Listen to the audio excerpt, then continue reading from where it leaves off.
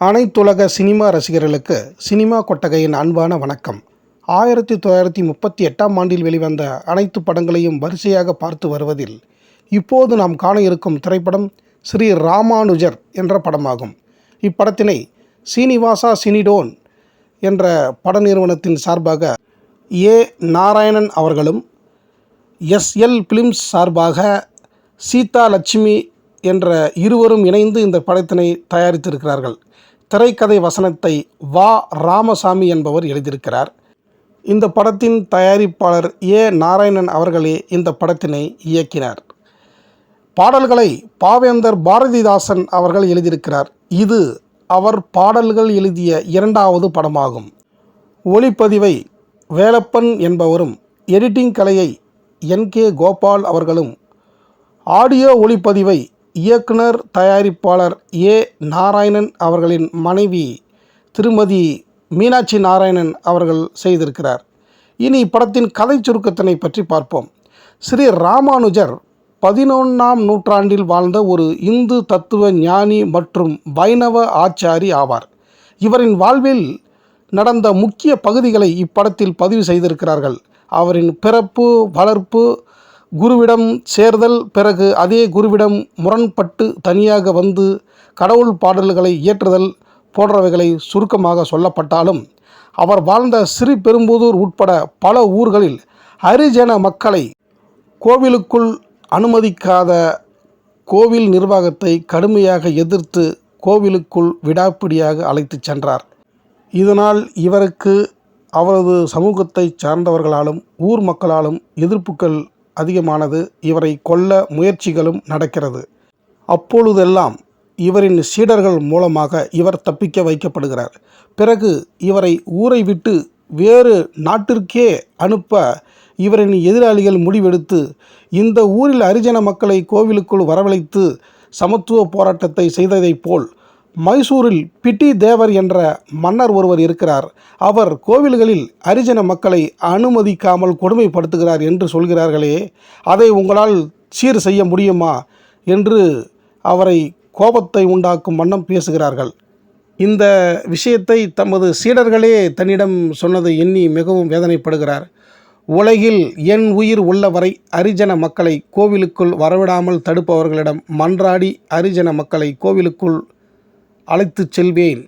இதுவே என் பணியாகும் என்று மைசூர் கிளம்புகிறார் ராமானுஜர். மைசூர் சென்று பார்த்தவருக்கு அதிர்ச்சி. அந்த மன்னர் பிட்டி தேவர் சமண மதத்தைச் சேர்ந்தவர். அரண்மனையில் ஆலயம் எழுப்பி இறைவனை வணங்கி வருகிறார். ராமானுஜர் தன்னை காப்பாற்றத்தான் ஊரை விட்டு தன் சீடர்கள் அனுப்பி வைத்திருக்கிறார்கள் என்பதை அங்கு சென்ற பின் புரிந்து கொள்கிறார். பிறகு பிட்டி தேவர் அரண்மனையில் நுழைந்து விஷ்ணுவின் பாடல்களை பாடி பிட்டி தேவர் மன்னனின் மனதில் இடம் பிடித்ததுடன் பிட்டி தேவரை சமண மதத்தில் இருந்து இந்து மதத்திற்கு மாற்றி, அதாவது வைணவ கடவுளான விஷ்ணுவின் தீவிர பக்தராக்கி விஷ்ணுவர்த்தன் என்ற பெயரையும் அவருக்கு சூட்டி அந்த விஷ்ணுவர்த்தன் மன்னரை தனது சீடராகவே மாற்றியதுடன் திருநாராயணபுரம் என்ற ஊரில் திருநாராயணன் கோவிலை கட்ட வைக்கிறார். 12 ஆண்டுகள் அங்கேயே தங்கி அந்த கோவிலை கட்ட வைத்து இவரும் அந்த கோயிலுக்காக கடும் உழைப்பை செலுத்தி அந்த கோயிலை கட்டி முடிக்கிறார்கள்.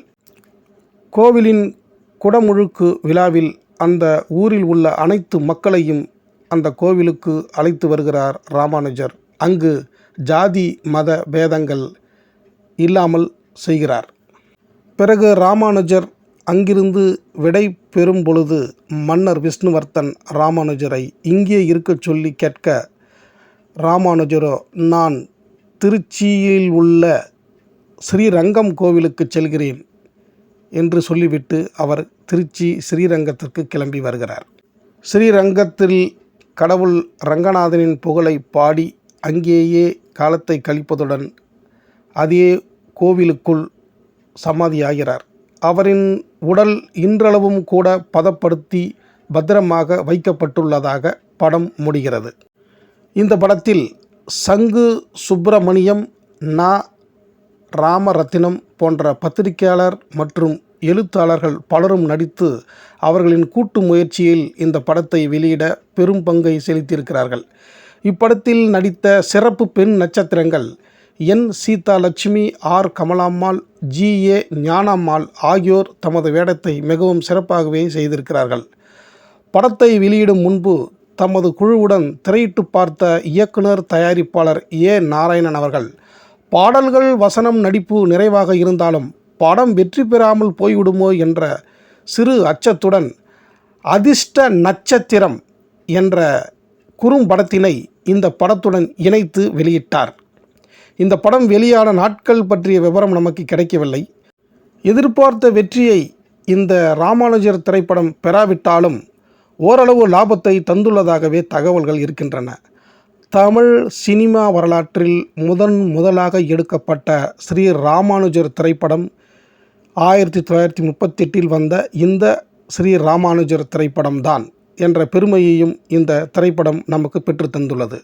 இதுவரை இந்த ஸ்ரீ ராமானுஜர் திரைப்படத்தினை சினிமா கொட்டகைக்கு வந்து பார்த்த அனைத்து அன்பு நெஞ்சங்களுக்கும் என் நெஞ்சார்ந்த நன்றியை தெரிவித்துக் கொண்டு, இனியும் இதே 1938ஆம் ஆண்டு வெளிவந்த மற்ற அனைத்து படங்களையும் தொடர்ந்து பார்ப்போம்.